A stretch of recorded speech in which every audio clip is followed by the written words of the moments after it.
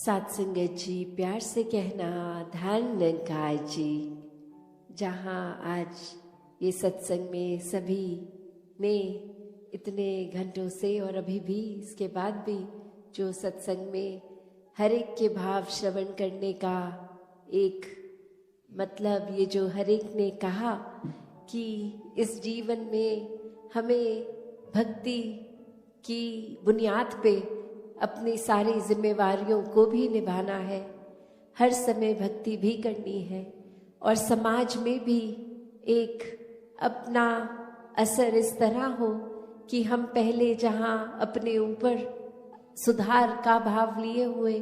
खुद को सुधारते चले जाएं, वहीं साथ में एक प्रभाव समाज पे भी इस तरह रहे भक्तों का शुरू से ही कि अपना भी कल्याण है, औरों का भी कल्याण है। कोई भी काम भक्त किसी भी समय एक सेल्फिश होके सिर्फ अपने लिए नहीं करते। भक्तों को तो यही मन में होता है कि हर एक के दिल में ठंडक पहुँचे, हर एक के दिल में एक आराम हो, हर किसी के लिए एक भाव शुद्ध, हर एक कोई परमात्मा का ही रूप तो बहुत ही पूजनीय। किसी को भी भक्तों ने कभी चोट नहीं पहुंचाई और हमेशा भाव मन के ऐसे ही रहे कि अगर किसी को किसी तरह का दुख तकलीफ है भी तो कैसे वो दूर की जाए। और सबसे बड़ा जो परोपकार भक्तों का रहता है वो यही रहता है कि परमात्मा हमारे जीवन में आया है, हर एक के जीवन में आए। जो अभी तक इस परमात्मा को देखे नहीं है, जिन्होंने अभी तक ब्रह्म ज्ञान नहीं लिया, वो भी कैसे अपने जीवन में एक रोशनी हर समय की ला सकते हैं। क्योंकि ये टेम्पररी अगर हम बात करते हैं तो कोई भी चीज़ हमें कुछ देर के लिए, अगर अभी डे टाइम है तो कुछ घंटों बाद अंधेरा हो जाएगा, नाइट हो जाएगी। तो ये रोशनी इस तरह तो दिख रहा है अभी सब कुछ, पर ये हमेशा की नहीं है। पर जो परमात्मा है ये सच है, ये ट्रूथ है, ये ओमनी प्रेजेंट, ये निराकार, ये हर समय की सच्चाई है, हर समय की रोशनी है। भक्तों ने यही समझाया है कि जितना ज़्यादा इस परमात्मा के साथ मन को जोड़ेंगे, इसके एहसास में रहेंगे, हर काम में इसको शामिल करेंगे, तो फिर एक ये मन डामाडोल नहीं होता, मन में कोई उदासी, कोई खुशी के भाव अपना प्रभाव असर नहीं छोड़ते। क्योंकि प्राथमिकता इस मन ने परमात्मा को बना लिया है और फिर ये प्रायोरिटी बेस जब इस परमात्मा को ही हर समय दिमाग में, दिल में रखते हैं, तो बाकी चीज़ों का असर उस तरह नहीं होता कि कोई अगर बिजनेस में नुकसान है तो एक डिप्रेशन की ओर मन जा रहा है, या फिर कुछ इतनी उपलब्धि मिल गई, अचीवमेंट मिल गई कि इतनी खुशी कि औरों के बारे में फिर सोचना ही छोड़ दिया, खुद में इतनी ईगो ले आए, एक अपने आप को बहुत ही इम्पोर्टेंट बना दिया। तो बात वही कि कैसे हर एक में जहाँ हर किसी ने इस परमात्मा को देखना है, हर एक के अंदर वो कैपेसिटी है, वो पोटेंशियल है कि कैसे इस परमात्मा के सारे गुण, हम चाहे एक मनुष्य के शरीर में हैं पर परमात्मा जैसे देवीय गुणों से हम युक्त हो सकते हैं, ह्यूमन वैल्यूज से युक्त हो सकते हैं। ये मन में कंपैशन, काइंडनेस, दया, क्षमाशील होना, एक मन में प्यार का भाव, प्रेम का भाव, ये लव, ये सरेंडर, ये ब्रॉड माइंडेड होना, हर एक को एक्सेप्ट करना, हर किसी के लिए वही भाव हो कि ये इंसान से बहुत कुछ हमें सीखने को मिल सकता है। दिल कारण ना ढूंढे कि कैसे किसी से भी नफरत की जाए, हर किसी से फिर वही बात जो अभी सत्संग में भी हम सुन रहे थे कि ये एकत्व जब इस्टेब्लिश हो जाता है, ये वननेस स्थापित हो जाता है, तो वो वननेस कोई उस बात की बात नहीं है कि हर कोई एक जैसा दिखे। एक फिजिकली तो हर किसी के शक्ल, आकार, फीचर्स एक बहुत ही अलग हैं। कोई किसी रीजन के होते हैं तो एक ज्योग्राफिकली रहने की वजह से उस तरह एक कल्चर और अपीयरेंस से खाना पीना वैसा हो जाता है, और दूसरे कहीं देश में किसी और राज्य में अपने देश में भी हो तो वो एक अपीयरेंस वाइज तो अलग हो सकते हैं, बट जो अभी कॉमन थ्रेड की भी बात हो रही थी कि ये परमात्मा ही है जो जहाँ पूरे ब्रह्मांड में है, एक वो कनेक्शन हमारी इस परमात्मा से जब है तो संसार के हर इंसान से हर कोई अपना है, हर एक में ही परमात्मा का वास। तो कैसे जब इस परमात्मा से प्यार हो जाता है, इस परमात्मा के अलावा फिर और कुछ दिखता ही नहीं है, हर एक में ही दिखता है, तो फिर ये भाव वही आ जाते हैं कि ये संसार बहुत ही सुंदर है, हर किसी में बहुत कुछ सीखने के लिए है, और किसी की फिर बात दिल पे चोट नहीं देती, क्योंकि फिर वही लगता है कि कोई वजह होगी, किसी का दिन अच्छा नहीं जा रहा होगा, शायद किसी की तबीयत नहीं ठीक कि इतनी इरिटेशन हो रही है, इतना तंग हो रहे हैं कि कुछ खराब हमें बोल रहे हैं। तो बात वही कि हर किसी के अंदर जब ये परमात्मा दिखता है तो एक अच्छाइयों को ही भक्त उठाते हैं, किसी की कमियों को इस तरह संसार के आगे नहीं उछालते। एक दिल में अगर वाकई ही एक कंसर्न है उस इंसान के लिए तो उस इंसान को डायरेक्टली जाके उसके पीठ पीछे एक बैक बाइटिंग नहीं, उसको सामने जाकर बोला जाता है कि ये जो आपने बात कही वो ठीक नहीं थी, इसमें अगर आप सुधार कर लें तो वाकई ही आपका सुधार हो जाएगा, अगर आप अपने थोड़ा बिहेवियरल चेंज लेके आएंगे। और फिर संत यही समझाते हैं कि बिहेवियरल चेंजेस तो टेम्पररी फिर भी हो सकते हैं, कुछ देर की लर्निंग के लिए हो सकते हैं, फिर कभी और ये बिहेवियर वापस हो सकता है अग्रेसिव एंग्री। तो फिर कैसे हर समय के लिए एक मन को शांत रखना है, शीतल रखना है, मन में सहजता रखनी है, मन में सुकून का भाव रखना है, तो इस परमात्मा से ही जुड़ना होगा, क्योंकि इस परमात्मा को दिल में बसाएंगे तो मन में ये सारे इमोशंस ठीक तरह से काम आएंगे। जैसे एक आग का एग्जाम्पल होता है फायर का, तो उसका काम तो जलाना है, पर कैसे हम अगर वो आग के ऊपर कोई तवा रख देते हैं तो वो उसको रोटी बनाने के भी फिर वो आग ही काम आती है। वो हीट अगर बहुत ठंडा दिन है तो कैसे एक फायर प्लेस में डाल देते हैं, एक बॉन फायर करके, उससे हमें आराम ही मिलता है। तो कैसे ये जहाँ एक गुस्से की, एक एंगर की भी बात है, उसको भी अगर चैनलाइज किया जाए ठीक तरह से तो सारे ही मन के इमोशंस ये बहुत ही उपयोगी भी हो जाते हैं। हमेशा सिर्फ एक नुकसान का ही नहीं इमोशन एक रास्ता लेता, तो कैसे अपने आप को अगर सही तरीके से रखना है, सही रास्ते पे रखना है, सही सोच, सही दिल के भाव, सही बातचीत के लिए वो शब्दों का प्रयोग मन में हर एक को एक आराम देने के भाव से किया जाए तो फिर एक सामने वाले का भी हम वो सुधार कर लेते हैं। शुरुआत चाहे अपने आप से ही करनी है, पर फिर भी अगर किसी की कोई एक बात ठीक नहीं तो उसको बहुत आराम से कन्वे करके एक वो अटेन जो करना है, जो अचीव करना है, वो चेंज भी सामने वाले में दिखेगा। तो कैसे हर एक के लिए संतों ने हमेशा एक बहुत ही दिल से एक प्रयत्न किया कि जहाँ ये आत्मा का कल्याण हो, ये आत्मा का इस परमात्मा से मिलन होता है, तो एक वाकई ही ये जो हम हर जगह सुनते आए हैं कि ये इतनी योनियों के बाद मनुष्य योनि भी मिली और अब इस मनुष्य योनि में ही जीते जी इस परमात्मा की प्राप्ति है। और अगर कोई उस आइडियोलॉजी से सहमत नहीं भी है, सिर्फ इसी जीवन को अपनी फर्स्ट लाइफ की तरह भी देखे तो भी कितना कुछ है जो जीवन का समय, कितना टाइम है जो हमें मिला है, इतने साल मिले हैं, उसको हमने कैसे जीना है, उसको हमने किस तरह पॉजिटिवली, कंस्ट्रक्टिवली हर समय को जीना है।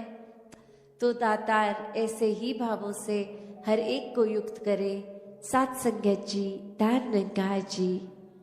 साथ संगत जी, प्यार से कहना धन निरंकार जी। इस परमात्मा की प्राप्ति ये उद्देश्य है और ये उद्देश्य पूरे करते करते अपने घर परिवार समाज सबकी जिम्मेवारियां भी पूरी करनी है। भक्ति गृहस्थ में रह के करनी है। तो कैसे जैसे इंसान अपने जीवन में हर समय कुछ ना कुछ करते हुए वो अगर परमात्मा से मन का नाता जुड़ा है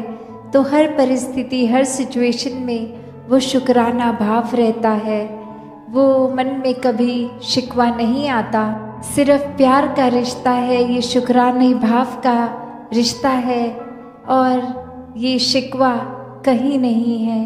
कि ये पता है परमात्मा जीवन चला रहा है और बहुत अच्छे से चला रहा है। हमें सिर्फ और सिर्फ समर्पित होना है, दिल को अपने इच्छाओं को अपने इस परमात्मा के साथ अलाइन रखना है कि जो भी कुछ है उसमें एक क्या अच्छाई उठा सकते हैं वही उठानी है और हमारे अंदर क्या कमियां हैं उसको सुधारते चलना है। जीते जी जहाँ ये मानवीय गुण ये दैवीय गुण आने इंसान में तभी उस तरह से पूरी तरह संभव होते हैं जब इस परमात्मा से एक प्रेमा भक्ति का नाता ये ब्रह्म ज्ञान द्वारा ये परमात्मा हर समय दिखता है, हर एक में दिखता है, हर एक से प्यार होता है। इस परमात्मा से प्यार होने के बाद तो कैसे ये जीवन हर समय भक्ति के ऊपर आधारित, ये विश्वास के ऊपर, ये आनंद की अवस्था, ये सुकून की अवस्था जहाँ मन स्थिर है, एक जीवन बहुत ही सहजता से चलता ही जा रहा है। तो कैसे हर किसी में वो एक योग्यता है कि ये जीवन मिला है तो ऐसा जीवन जिए जैसे जीवन को संतों ने सिखाया जीना खुद जी के। सिर्फ संतों ने कोई बातें नहीं करी कि ऐसा जीवन जियो, ऐसी भक्ति करो, इस तरह परमात्मा में अपने हर पल के एहसास को बनाओ। नहीं, भक्तों ने खुद जिया है और फिर ये संदेश चाहे किसी भी रूप में दिया हो, वो संदेश यही है कि जीवन में ये प्रायोरिटी, ये प्राथमिकता जब तक परमात्मा है तब तक ही जीवन सफल जीवन है। वरना तो दुनिया के उतार चढ़ाव, ये माया रूप, आज कैसा रूप है कल कैसा है, बदलता है, कुछ आज है कल नहीं है। और कैसे हर चीज़ ये जो बदलती रहती है, ये पूरे संसार ब्रह्मांड में सिर्फ एक ही स्थिर चीज़ है और वो परमात्मा की बात है कि ये परमात्मा जो हम हर समय अंग संग देख सकते हैं, एक ब्रह्म ज्ञान की दृष्टि से, निराकार से जब ये रूबरू रिश्ता बनता है तो हर समय का वास ये निराकार का होता ही है और जीवन फिर हर पल इसके एहसास में बीतता है। फिर मन के अंदर ये गुस्सा, अहंकार जो चाहे पहले भी होता है और ये ह्यूमन इंस्टिंक्ट्स की जो बात है, ये एक जीवन जीने के लिए अगर ये ब्रह्म ज्ञान के बाद भी हैं तो फर्क बस यही होता है कि पहले ये सब बुरी चीज़ों के वश में हम हैं, अब एक कंट्रोल की बात कि अब हमारे वश में ये सब, चाहे वो क्रोध हो, चाहे वो और कोई बुरी आदत हो। तो कैसे एक कहानी में भी यही बात कि एक इंसान जो सोने का काम जानता था, गोल्डस्मिथ, अपनी दुकान से निर्धारित समय जाता था, आता था और वहीं कुछ लोग जिनकी नीयत चोरी करने की, उन्होंने एक दिन 2 दिन ऑब्जर्व किया कि क्या रूटीन रहती है इस इंसान की, और अब आकर फिर उस रूप में कि पता लगा कि ये आज एक बहुत बड़ी सोने की ईंट अपनी दुकान से दुकान को लॉक करने के टाइम लेगा और जाएगा और रास्ते में हम वो चुरा सकेंगे। तो वो सब पूरा प्लान करके जब वो ये देखते हैं कि वो इंसान पैदल ही जा रहा है और वो ईंट हाथ में ही उठाए हुए है। और अब वो एक तरकीब सोचने की कोशिश करते हैं चोर कि क्या करें। उनमें से एक कहता है कि कुछ समय से मैं जाके ऑब्ज़र्व कर रहा हूँ, इस इंसान को क्रोध बहुत आता है, तो कुछ भी थोड़ा सा कोई कह दे, प्रोवोक करे, कुछ ऐसी बात बोले जो दिल को कठोर की तरह लगती है, एक दिल को दर्द देती है, तो उसी समय ये इंसान क्रोधित हो जाता है। तो इसको क्रोधित कर देते हैं, शायद कोई तरीका मिले उससे फिर वो ईंट लेने का। और वहीं एक एक करके कोई उसको आके कोई बात बोलता है, कोई कुछ बोलता है, कोई किसी तरह फिर उसके ऊपर कुछ पानी उड़ेल देता है, कोई उसके पैर पे कुछ सामान ज़ोर से पटक देता है, कोई अलग अलग तरीक़ों से उसको क्रोध देने की कोशिश। और वहीं वो अपनी आदत से मजबूर इंसान एक थोड़ा सा भी एक स्टिमुलस मिलते ही वो क्रोधित भी हुआ। और फिर किसी तरह पहले तो कम क्रोध में सिर्फ कठोर वचन बोले, फिर करते करते जब अंत में वो अपने आप को संभाल नहीं पाया तो उसको हुआ कि मैं कोई चीज़ से इनके ऊपर ये दर्द पहुंचाऊं, कुछ फेंकूं ज़ोर से। और अपने हाथ में सिर्फ वो सोने की ईंट ही थी, वही उठा के ज़ोर से मार दी। तो अब इस कहानी में अगर हम फ़ायदे की बात सोचें तो ये नेगेटिव माइंडसेट वाले इन्होंने जो ट्राई करना था वो अचीव भी कर पाए, क्योंकि वो इंसान अपने क्रोध को काबू में नहीं कर पाया। कैसे फिर एक कीमत जानते हुए भी कि इतनी कीमती चीज़ मिली है उसको पल में गवा बैठा सिर्फ क्रोध के कारण। तो कैसे ये जीवन में ऐसी कितनी परिस्थितियाँ हमारे भी आती हैं कि क्या किस समय एक पेशेंस चाहिए, एक अपने मन को विशाल करना है कि कोई कुछ कह रहा है, कर रहा है, वो इग्नोर करना है कि कोई बात नहीं, उसने अगर कर दिया, मैंने अपने ऊपर असर बुरा नहीं लेना। एक जैसे बोलते हैं कि एक चाल अपनी घोड़े की जो होती है वो आगे आँखों के आगे एक ब्लाइंड टाइप लगा देते हैं जो ना दाएं देख सके ना बाएं, बस सीधा चलता ही जाए अपने रास्ते पे। तो संतों का भी जीवन यही है कि नज़रिया, ये दिल दिमाग सब कुछ इस परमात्मा पे टिका लेते हैं। फिर कोई तारीफ़ करे या बुराई करे, कोई मधुर बोले उनके साथ या कड़वा बोले, उनका जो अपना स्वभाव है, अपनी संत प्रवृत्ति वाली चाल है, वो तो उसी तरह कायम रहते हैं। उनको अपने मन में ये पीस मिल गई, सुकून मिल गया, स्थिरता मिल गई, तो फिर एक बाहरली क्या ये चल रहा है कुछ भी उससे फर्क नहीं पड़ता, मन की अवस्था वही कायम एक जैसी। तो ऐसे ही चेतन होके भक्तों ने जीवन जिया है और सभी के हिस्से ऐसा भक्ति में जीवन आ सकता है। तो समय व्यर्थ ना करके जीते जी जब तक ये सांसें चल रही हैं, अपने आत्मा की पहचान इस परमात्मा से ब्रह्म ज्ञान द्वारा करा के ये जीवन को भी एक ठीक तरीके से सुखी तरीके से जी लें और इसी जीवन को जीते जी फिर ये मुक्ति मोक्ष साल्वेशन इसके हकदार भी बन जाएं। तो हर कोई ऐसा ही जीवन जिए जैसा इस परमात्मा के प्यार में पल पल जीना होता है।